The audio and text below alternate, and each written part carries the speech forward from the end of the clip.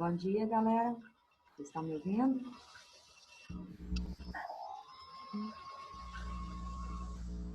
Bom dia. Bom dia, Neide. Vocês estão me ouvindo? Bom dia, Bom Neide. dia, Neide. Bom dia. Bom dia, Bom Neide. dia, Neide. Bom dia, Bom dia. Neide. Bom dia, galera. Neide. Bom dia. Bom dia a todos. Bom dia, Neide.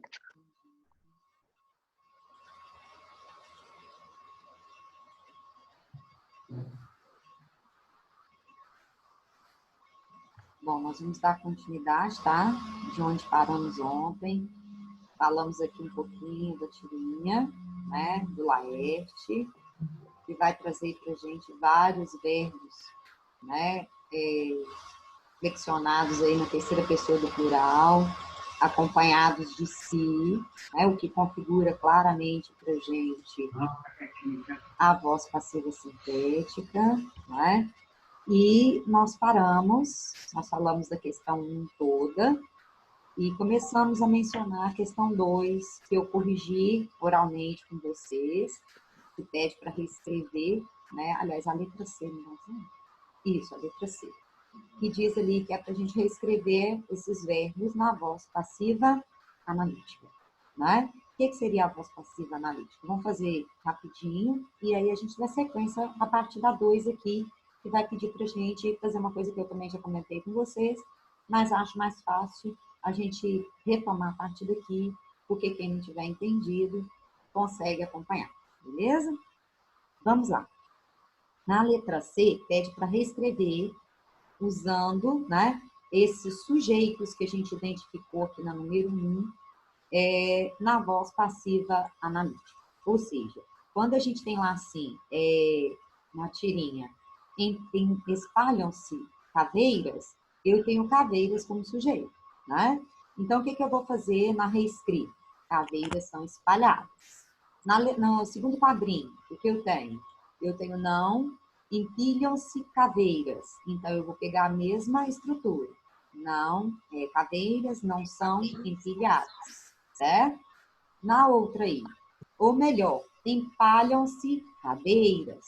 O que a gente vai fazer? Cadeiras são empalhadas. Não precisa de pegar todo o trecho, não. Se vocês pegarem o trechinho que está aí com o verbo e o sujeito, já está de bom tamanho para vocês visualizarem o que é necessário, né? Encilham-se carneiros. Carneiros são encilhados. Lembrar sempre que essa relação da concordância, tá? Se o sujeito está no plural, o verbo tem que estar no plural e vice-versa, tá? Torneiras são entulhadas. E na última ali, morteiros são entupidos, se eu não estiver enganado. Deixa eu puxar um pouquinho para cá. Isso, são entupidos. Bom, vamos dar sequência, então. Em que consiste o humor da tira? Então, nem sempre a gente acha graça, né, em tudo. Vocês percebem aí que o papel do oftalmologista é a questão da visualização. Então, o que será? Será que ele não está conseguindo visualizar? Será que ele não está conseguindo ver alguma coisa? Por isso a ideia, né, do oftalmologista. Então, embora o Pintinho diga ao companheiro o que está escrito, ele não convence, não, ele não se convence. Então, são tão absurdas as situações em que ele apresenta que ele não se dá conta de que talvez está com catarata, ou seja, está com dificuldade realmente de visualizar, de ver o que deve ser visto, ou o que precisaria ser visto, né? Por isso, esse papel aí do oftalmologista, tá? Para auxiliar uma visão melhor. Calma, Neide, eu não consegui entender ainda qual que é o humor. O humor, vocês vão ter aqui, ó, certo? Nesse quadro, o que ele está dizendo? Oftalmologista, cirurgia de catarata. Então, vocês percebem que quando ele vai trocando de verbo aqui, ele não está conseguindo visualizar. Ele está com dificuldade de realmente enxergar. Tá vendo aqui como se ele tivesse com a mão no olho, tentando enxergar alguma coisa? Então, é como se a visão dele tivesse comprometida. Como ele vai mudando o verbo e vai mudando o sujeito, a gente percebe que a visão dele estava turva. Quando a gente imagina uma pessoa com catarata, a catarata, na verdade, é como se uma névoa, né? Se uma membrana, vamos dizer assim, crescesse sobre uma parte do seu olho. Então, isso compromete a sua visão. a pessoa não vê com clareza. Então, eu acredito que o Laerte quis dizer aqui é que por mais que ele tentasse descrever o que estava sendo visto, essa visão estava turva. Fiquei isso, confusa, não estava clara, tá? Então, o humor da tira está em cima desse papel e só é percebido aqui mais pro final da tirinha, tá bom? Conseguiu entender aí? Consegui. Então, vamos lá Consegui. Vamos lá na próxima questão, que vai ser a 2. A questão 2, ela pede para vocês reescrever as orações, passando as que estão na voz passiva analítica para a passiva sintética, ou seja, aquelas que têm locução verbal para o verbo mais o se, né? E as que estão na passiva sintética, que já tem o verbo mais o se, para a voz ativa e para a passiva, quanto for possível. O que a gente precisa lembrar? Eu só consigo fazer a transcrição da voz ativa para a voz passiva quando o meu verbo for transitivo direto, tá, gente? E se a gente tiver um verbo intransitivo ou transitivo indireto, eu não consigo fazer essa transcrição, não, tá? Ainda que a voz possa ser percebida, analisada como voz ativa. Então, vamos a ela. Permite-se a venda de ingressos até 30 minutos antes do espetáculo. Como é que ela ficou? Ela está em pauta. Vamos identificar primeiro a voz, que eu acho que facilita. Nós temos voz passiva analítica, voz passiva sintética ou voz ativa nesse caso. Então, pense o seguinte, eu tenho o verbo mais o se. Ah, mas eu poderia ter voz reflexiva. Né? A questão aqui não me mostrou, mas eu poderia ter. Nesse caso aqui, ela é voz reflexiva, ela é voz passiva sintética? Como que eu vou saber? Eu vou tentar passar isso aqui para a voz passiva analítica, que ela parece que é a voz passiva sintética. Então, a venda de ingressos, o restante da frase é igualzinho, então não precisa preocupar, é permitida. Então, se eu tenho é permitida, coube a voz O é permitida vai estar lá no final da frase, Neide? Pode ser, mas você pode deixar isso daqui, ó. A venda de ingressos até 30 minutos antes do início do espetáculo é permitida. Ou você pode encaixar aqui, ó. A venda de ingressos é permitida até 30 minutos antes do início do Ah, tá, espetáculo. entendi. No início não vai poder ser, não.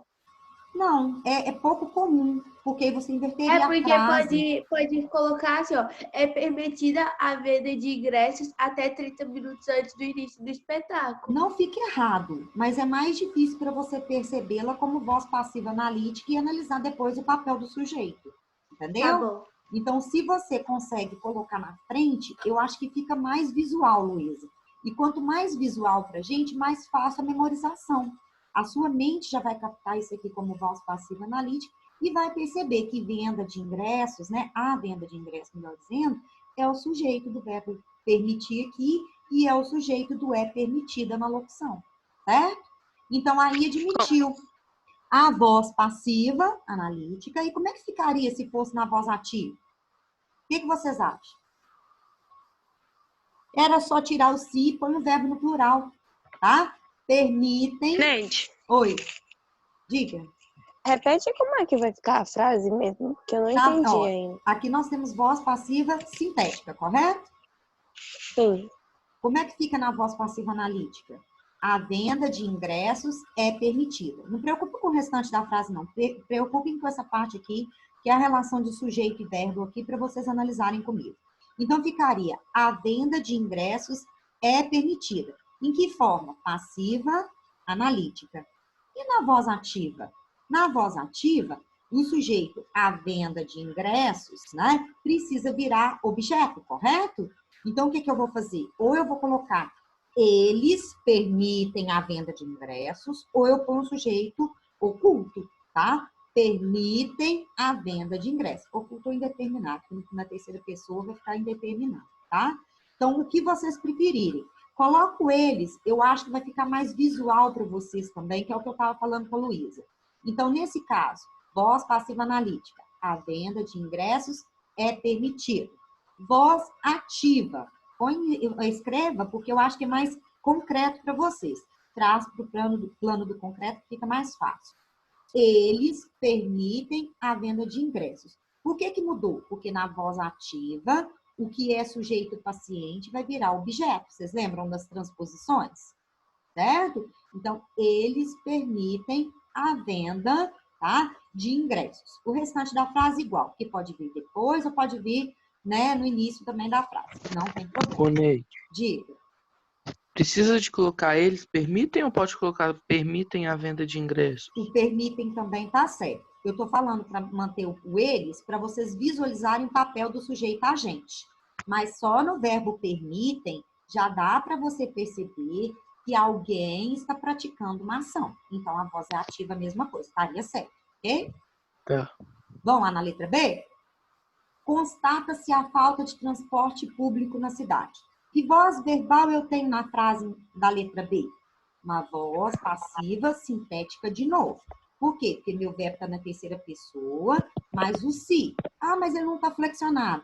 Por que ele não está flexionado? Porque o meu sujeito é a falta de transporte público na cidade. Como é que ficaria Gente, na eu voz? tenho uma dúvida. Diga.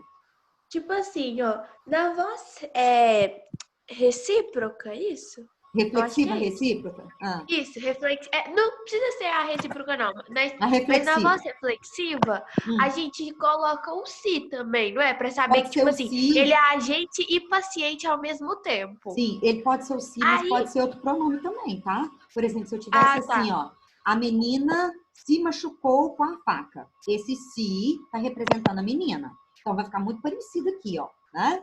Agora, poderia ser eu me machuquei com a faca. Tá vendo que o Aham. pronome vai mudar, mas o valor de ser reflexivo se mantém? Então vai Aham. depender do pronome. O si é que dá mais dúvida, porque ele é muito comum em outros papéis, sabe? Por isso que eu acho Aí- importante a gente corrigir isso. A minha dúvida é o seguinte, Ah, tipo, na voz reflexiva e na recíproca, a gente geralmente usa o si. E a gente usa ele como referência. Por mais que talvez não seja certo, a gente usa ele mais como referência. e ele vai E aí, ser por mesmo exemplo, referência, eu tenho que analisar no contexto. Aham. E aí, na voz passiva sintética, eu Aham. fico com dúvida porque ela também tem o si. E eu não consigo perceber quando o verbo tá na pessoa lá. Tipo assim, entendeu? Tá, então você tem dúvida entre a voz passiva sintética e a voz reflexiva. E o pior, Tipo assim, nesse caso aqui, eu saberia diferenciar. Mas tem alguns exemplos que não. então, olha aqui para você ver, usando até o que está aí na tela para você visualizar comigo, uma outra construção de si que não é voz reflexiva e que também parece. Olha essa letra A aqui, antes da gente ler o que tem aqui. Não se esqueça de estudar para a prova. Tá vendo que tem o si e o verbo? Não parece que é de cima? Então, Aham. observa aqui, é Luísa, né? Nesse caso, Luísa, mesmo a gente tendo si, ó, eu tenho estruturas diferentes. Então, aparecer um si, ele vai dar dúvida mesmo. Por quê? Porque o si dentro da nossa língua, ele pode ser um monte de coisa. Por isso que a gente tem que frisar a questão da voz passiva, não tô dando nada estranho, tanto da voz passiva, quanto da questão do si como índice de determinação do sujeito que vai ser aqui, quanto essa dúvida que você colocou da voz reflexiva. O que eu preciso que vocês analisem sempre que aparecer o si? Primeira coisa, tentar passar a frase, começa a letra B aqui, para a voz passiva analítica. É a primeira coisa que eu vou fazer. Isso vale também para reflexiva. Porque o que você vai observar? Você vai observar que vai ter um verbo e que esse verbo vai ter um sujeito. Aqui também eu vou ter um sujeito, mas eu vou ter uma construção diferenciada. Então, constata-se a falta de transporte público na cidade. Vamos passar para a voz passiva analítica. A falta de transporte público na cidade foi constatada. Então, a falta de transporte público na cidade é o meu sujeito. Certo? Nessa de baixo, não se esqueça de estudar para a prova. Tenta passar para a voz passiva analítica. Não tem jeito. Por quê? Porque a voz aqui é ativa. O que a gente pode observar nessa voz ativa aqui? Que o meu sujeito é indeterminado. É indeterminado. Então, aqui eu não tenho É sujeito. verdade, né? Também tem isso do sujeito. Exatamente. Obrigada. A número... Pera, você já corrigiu a letra B, não já? Já, agora eu vou passar para C. A letra B, Então. nós falamos do sujeito aqui, né? A falta de transporte público da cidade, e passamos para a voz passiva analítica. Vamos passar ela para a voz ativa. Como é que ficou? Então, a falta de transporte público, que é um sujeito paciente, vai precisar ser transformado em objeto. Então, alguém vai constatar a falta de transporte público. Ou a gente coloca assim, ó, contestavam a falta de transporte público na cidade, ou eles contestavam, tá? Qualquer uma das duas está correta. Beleza? Na voz passiva analítica, a falta de transporte público na cidade foi constatada, mantendo a flexão do verbo no passado. Na voz ativa, ou contestavam a falta de transporte público, ou eles contestavam a falta de transporte público na cidade. Diga. Neide. Eu posso colocar, por exemplo, eu coloquei assim, contesta a falta de transporte público. Estaria errado? O ideal é que você ponha o verbo no plural, porque para mostrar que você tem um sujeito claro. O contesta não estaria errado, não, porque você pode ter um sujeito, por exemplo, eu contesto, ela contesta, tá vendo? Na terceira pessoa não seria contesta? É Yara? Sim. Então, Yara, se você coloca o contesta, também pode, mas para você marcar mais claramente a presença do sujeito, coloca um ele ou um ela. Ele contesta ou ela contesta, porque eu acho que você vai assimilar melhor que o sujeito aí é um sujeito agente, correto? A falta de transporte público na cidade foi o que você falou? Isso. Quando eu tenho na voz passiva, analítica, eu vou ter a falta de transporte público na cidade sujeito. Mas quando você reescreveu aí, ele contesta, ela contesta, ou contestam, ou contestavam, pode ser passado e pode ser presente, tá, gente? Isso daí vai variar de acordo com o verbo que vocês têm. Neide. Vocês vão observar que o sujeito tem que ser agente. E aí a falta de transporte público na cidade vira objeto. Diga. A primeira, na passiva, vai ficar a falta de transporte público foi contestada, né? Sim, foi contestada, porque está no passado. E na voz ativa, vocês podem manter também o passado, tá? Se for em prova, eu não fico muito presa a essa preocupação da flexão do verbo, não.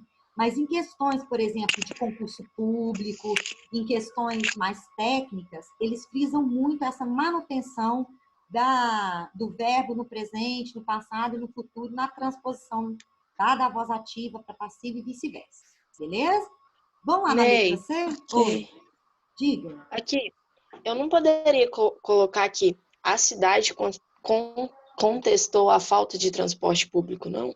Pode, você transformaria a cidade em sujeito, tá? Você colocaria o sujeito do contestar como a cidade, tá? É uma possibilidade, na voz ativa cabe, tá? Não tá errado, não. Não fizeram aí uma exigência que você tem que manter toda a estrutura de sentido, você vai ter que fazer suas adequações, então é uma possibilidade de leitura, sim. Correto? Vamos lá na letra C? Os envolvidos no caso de corrupção foram condenados pela justiça. Nesse caso, cadê o verbo? Nós temos uma locução, olha aqui, ó. Foram condenados. Quem é que foram condenados? Os envolvidos no caso de corrupção. Núcleo envolvidos, certo? Que voz é essa? Voz passiva analítica, certo? Como é que ficaria na voz passiva sintética? Eu pego o verbo condenar, que é o meu verbo principal, aqui está no passado, então o que eu vou colocar? Condenaram-se os envolvidos no caso de corrupção. E a justiça vai desaparecer, tá, gente? Por que a justiça vai desaparecer? Porque só existe o agente da passiva na voz passiva analítica, correto? E na voz ativa, como é que ficaria essa frase? A justiça condenou os envolvidos no caso de corrupção. Beleza? Alguém tem dúvida nessa daí? Podemos prosseguir? Peraí, na voz passiva sintética, fica condenaram-se os envolvidos no caso de corrupção? Isso. E o da justiça pela justiça vai desaparecer. Correto? Por quê? Porque ele é agente da passiva e não tem agente da passiva na voz passiva sintética. Diga. O que você falou por último foi a voz ativa. Ativa. A voz ativa. A voz ativa, ela vai começar aqui, ó, no meu agente, lembra? O meu agente da passiva vai virar o sujeito. Então, a justiça condenou, porque eu vou pegar o verbo aqui, vou ter que concordar com o meu sujeito em questão. Meu sujeito está no singular, meu verbo também vai ficar no singular. Então, a justiça condenou os envolvidos no caso de corrupção. Beleza? Vamos a 3? Opa, peraí. Identifique quais das frases seguintes apresentam verbo transitivo direto. Então, a primeira coisa que eu vou ter que olhar, qual a predicação verbal, qual a transitividade do meu verbo, né? Que tipo de verbo eu vou ter, para depois eu passar as frases para a voz passiva analítica, destacando se tem ou não tem um agente da passiva, beleza? Então, vamos lá. Letra A, que a gente já até falou o que é, né? Mas vamos frisar nela aí. Não se esqueça de estudar para a prova. Cadê o verbo?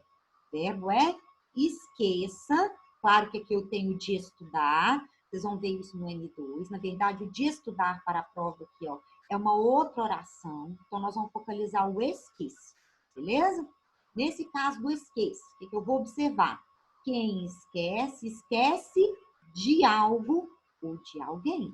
Então, se eu tenho o verbo como verbo transitivo indireto, eu tenho jeito de passar para a voz passiva analítica? Nem para a voz passiva sintética, tá? Por quê? Porque eu tenho um sujeito que indeterminado. Então, vocês vão colocar aí na letra A o sujeito indeterminado e o meu verbo que é esquecer aqui é transitivo indireto. Cadê a preposição? Aqui, ó. Tá? Então, de estudar para a prova, embora seja uma oração, vai exercer o papel de objeto direto, por esquecer. Beleza? Letra B. É então, intransitivo, Neide? Não, transitivo e indireto. O intransitivo aqui vai ser o estudar. Mas a gente não vai mexer nele aqui, tá? Vocês vão me preocupar com ele, não. Vocês vão deixar essa oração aqui quieta. É uma oração reduzida, isso é matéria lá do M2. Vamos por etapa, para a gente não confundir. Vocês vão marcar isso aqui tudo, ó. De estudar para a prova como objeto indireto do esquecer. Ok? E o sujeito é indeterminado. Tem um sujeito, mas a gente não sabe qual é. O verbo está na terceira pessoa do singular, acompanhado de si, e o verbo é transitivo indireto. DTI. B. Tem que passar para a passiva analítica também, não tem? É isso que ele está pedindo. Mas só lembrem que nós falamos hoje no início da aula que só tem como passar para a voz passiva analítica quando o verbo for transitivo direto. Transitivo direto. Esse daqui não é transitivo indireto, então eu não vou conseguir fazer a transposição. Certo? Vamos lá na letra B. Sim. Uma junta médica acompanhará o estado de saúde do presidente. Acho que não tem nada aqui. Isso, o estado de saúde do presidente. O que eu tenho nesse caso? Cadê o verbo? Tá aqui, ó. Acompanhará. Então, quem vai acompanhar? Uma junta médica. Meu sujeito está praticando ou está recebendo a ação? Está praticando. O que eu observo no meu verbo? Quem acompanha, acompanhar alguém ou acompanhar algo. Então, meu verbo é transitivo direto, certo? Então, eu vou marcar uma junta médica, é o sujeito agente, então minha voz é ativa, e o meu verbo é transitivo direto. Então, dentro da questão do que está pedindo aqui na letra no número 3, a letra B tem como eu fazer o que está pedindo. O que eu vou fazer? Eu vou observar que quem é o objeto direto aqui? É o estado de saúde do presidente. Esse termo todo vai ser o meu objeto direto. Por que isso é importante? Porque o objeto direto vai virar sujeito. Então, como é que vai ficar na transposição?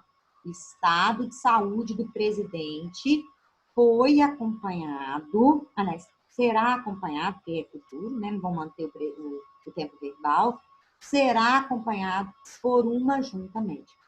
Ficou claro? Aí nós temos a agente da passiva. Vamos analisar com calma. Então, o estado de saúde do presidente foi acompanhado por uma junta médica. O por uma junta médica vai ser, então, o que ele está pedindo para a gente destacar. O agente da passiva. O que é o agente da passiva?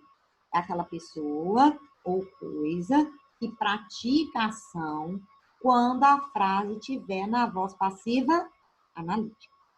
Beleza? Ficou claro a letra B? Vamos passar para C. Neide, Oi, diga. Na B fica o estado de saúde do presidente será acompanhado. Aí Por eu uma falo junta médica. por uma junta médica, né? Também. Uhum.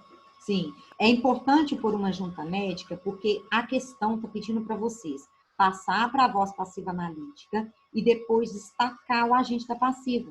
Então, por uma junta médica que aqui é sujeito, vai virar agente da passiva na transposição. Correto? Vamos a C? Pronto, gente? Pronto. Então, ó, o morador acatou a decisão da associação. Beleza. Cadê o verbo? Acatou. Quem é que acatou? O morador. O morador é o meu sujeito. Meu sujeito está praticando a ação de acatar a decisão da associação. Então, nesse caso, eu tenho um verbo transitivo direto e eu vou ter um sujeito agente. Então, cai dentro daquilo que a questão está pedindo para eu analisar. O que eu vou observar? Que a decisão da associação, que é meu objeto direto, que é o meu verbo BTD, acatou, né? Vai virar sujeito. Como é que vai ficar a transposição? A decisão da associação foi acatada pelo morador, certo? Então, o que eu vou observar? Que o pelo morador, na minha transcrição, vai ser o agente da passiva. Beleza? Ficou claro? Vamos dar sequência na próxima aí. Um grupo de empresas especializadas. Neide, Diga. eu tenho uma dúvida ainda. O agente da passiva vai ser o morador? Pelo morador. Sempre vai fazer parte aí do agente da passiva a preposição. A marca registrada do agente da passiva acompanhada de preposição nos ajuda a identificá-lo, Luísa. Observa nessa aqui, ó, que está na tela, ó. Pela justiça, tá vendo? O por tá aqui, ó, dentro da contração da preposição por ou per com um A, tá vendo? Isso vai ajudando vocês a visualizarem o papel do agente da passiva, ok? Então, o morador é o agente da passiva. É na transcrição, sim. Quando eu transcrevo, eu vou ter assim, ó, a decisão da associação foi acatada pelo morador. Então, o agente da passiva é pelo morador, beleza? Ele é aquele que está praticando a ação com a frase na voz passiva analítica, beleza? Entendi, obrigada. Vamos lá na D. Um grupo de empresas especializadas traçará o plano. Como é que ficou, então? Primeiro, vou analisar o verbo, né? Vamos partir por etapas. Traçará. Traçará. Quem traçará? Um grupo de empresas especializadas. Então, isso aqui tudo é sujeito. O sujeito está praticando a ação de traçar o plano. Então, o meu sujeito é agente. Quem traça, traça algo ou alguém. Então, nesse caso, alguém também, né? Tem a ideia de matar alguém, literalmente, ou um sentido pejorativo, que não é muito bacana também, não. Mas o traçará aqui, ele vai marcar a presença do valor do verbo transitivo direto. Então, nesse caso, o que eu vou observar? Não é o plano que está sendo traçado? Então, eu vou ter isso aqui com valor de objeto. O objeto vai virar o quê? Sujeito na voz passiva analítica. O plano, o verbo está no futuro, então vai ficar de novo no futuro. O Será plano traçado? será traçado, isso mesmo. Será traçado por um grupo de empresas especializadas, certo? De novo, vai pedir para a gente destacar o agente da passiva. Qual que seria o agente da passiva na minha transcrição? Por um grupo de empresas especializadas, que é esse pedaço todinho, ok? Ficou claro? Então, vamos dar sequência aí. Agora, tem um texto do Luiz Fernando Veríssimo. Esse texto, ele é mais longo, então nós não vamos ler todo, fica preocupado com ele, mas eu vou precisar que vocês analisem comigo alguns trechinhos. Eu vou pegar daqui até a mulher aqui, para vocês observarem essas frases em que ele vai utilizar aqui o início e não vai completar a frase, tá? Então lá, chama os inimigos. O apelido de Maria Teresa, para Norberto, era Quequinha. Depois do casamento, sempre que queria contar para os outros uma da sua mulher, o Norberto pegava sua mão carinhosamente e começava, pois a Quequinha e a Quequinha dengosa protestavam, dizendo, ora, Berto, com o passar do tempo, o Norberto deixou de chamar Maria Teresa de Quequinha. Se ela estivesse do lado e ele quisesse se referir a ela, ele dizia, a mulher aqui, ou às vezes, essa mulherzinha, e por aí vai.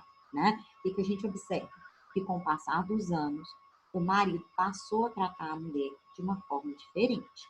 E isso vai ser fundamental para vocês observarem comigo as questões que virão aí sobre o texto, beleza? No início do casamento, Norberto e Maria Teresa tratavam-se carinhosamente por Beto e Quequinha, tá? Então, são os apelidos carinhosos, que é muito comum tanto no início de namoro, quanto no início da vida a dois, que é a vida de casado, tá? Com o passar do tempo, entretanto, Beto vai mudando o tratamento da mulher.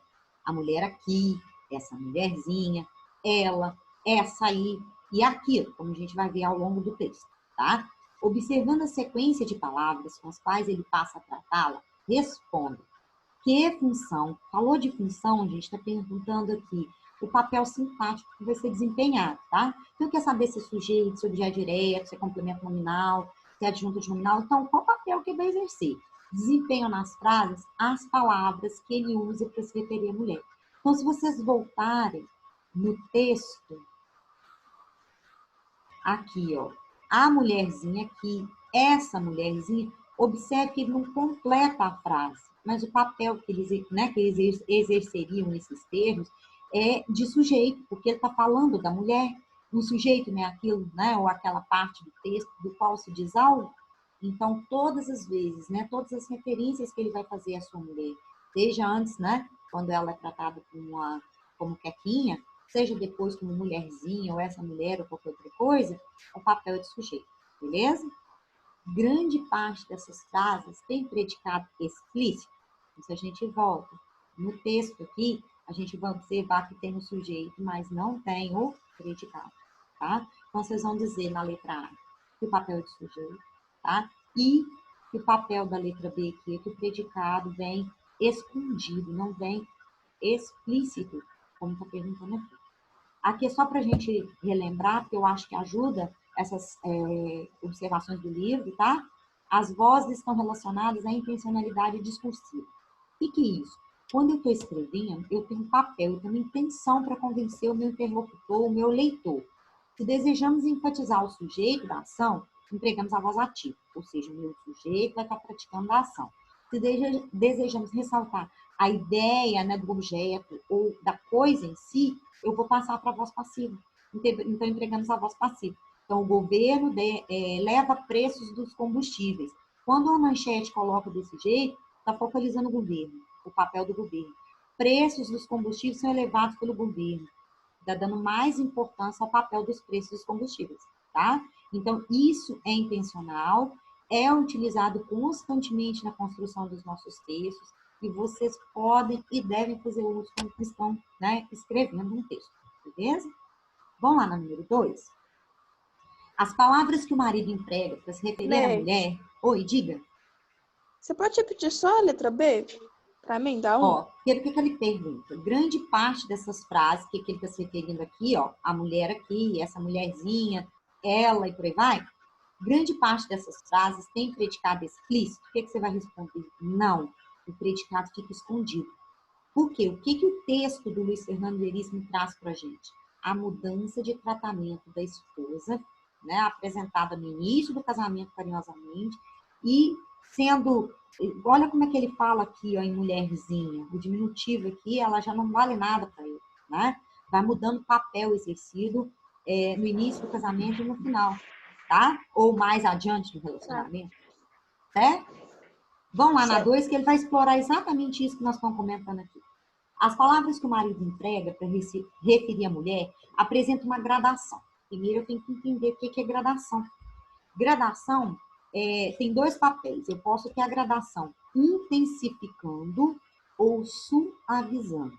Quando eu falo assim, um toque, um gesto, um carinho, um abraço, um beijo. Tudo isso é fundamental no relacionamento afetivo. O que vocês observam?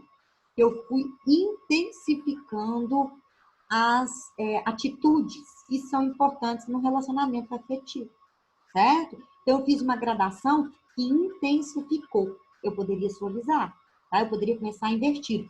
Um beijo, um abraço, um gesto, um toque. são fundamentais no relacionamento afetivo, certo? Então, a gradação pode ser intensificada ou suavizada, certo? Então, é muito comum. O que ele vai fazer? Ele quer mostrar que o relacionamento afetivo entre o marido e a esposa, ela vai mudando, vai ficando mais intensa e, ao mesmo tempo, mais difícil, tá? O diminutivo em quequinha tem o mesmo valor semântico, ou seja, sentido, que o empregado em mulherzinho. O que vocês acham? Qual o papel do inha aqui, né? E do zinha aqui? Eu Posso acho responder? que. Ah, pode falar. Não tem, né, gente? Vocês já observaram aí. Em quequinha, o valor é de afetuoso, é afetivo, é carinhoso. Eu acho que é tipo assim, como se ele estivesse falando assim, tipo, meu benzinho. Isso Como se mesmo. fosse, tipo assim, tipo, que é meu, sabe? É um jeito carinhoso. Quando fala, tipo, mulherzinha, é um tom meio debochado. Exatamente. Então, o diminutivo em quequinha é carinhoso, é afetuoso, ele quer colocar como se fosse a bonequinha dele, vamos dizer assim, né?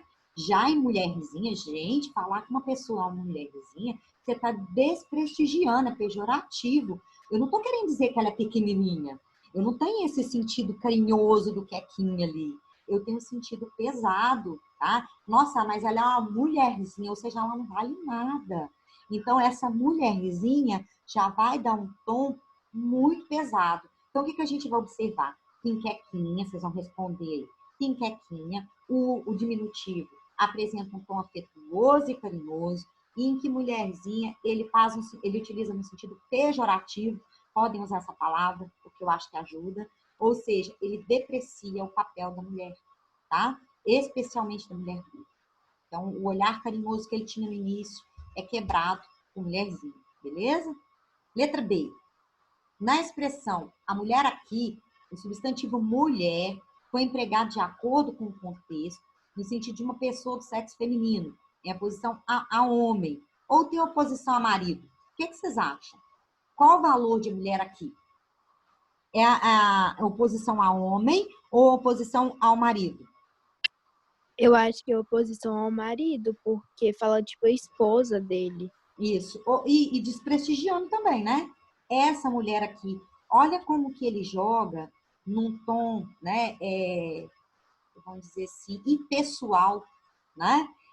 Vocês podem associar a essa questão do feminino? Pode. Mas ele está associado que a mulher dele, que está ali, já não tem o mesmo valor de antes, tá? Ele Neide, desprestigia. Diga. é tipo quando, vamos supor, o pai ou a mãe vai xingar o filho e fala essa menina ou esse menino. É como se fosse num tom meio de, tipo assim, De deboche, desvalorizando. de desvalorização. Sim. Sim. Eu acho que ele faz aqui, ele apresenta nitidamente pra gente a desvalorização da esposa, tá? Então, é uma oposição ao marido, principalmente desvalorizando o sexo feminino, né, que está diante dele. Olha como que pesa, tá? A relação afetiva dos dois aqui. A relação já acabou e os dois não perceberam, tá? Ou perceberam, né, e não querem se dar conta disso. Gente, eu vou dar uma acelerada, porque eu ponho para despertar aqui, porque senão eu acabo sem despedir de vocês, que é muito ruim. Nossa aula está no finalzinho. Se essa palavra fosse empregada à oposição ao outro termo, que determinante deveria acompanhá-la? O que vocês acham? A minha mulher aqui, o que vocês acham? Ficaria mais clara para mostrar a oposição do marido? Ou aquela mulher? O que vocês dizem? Porque qual outra palavrinha vocês me dariam?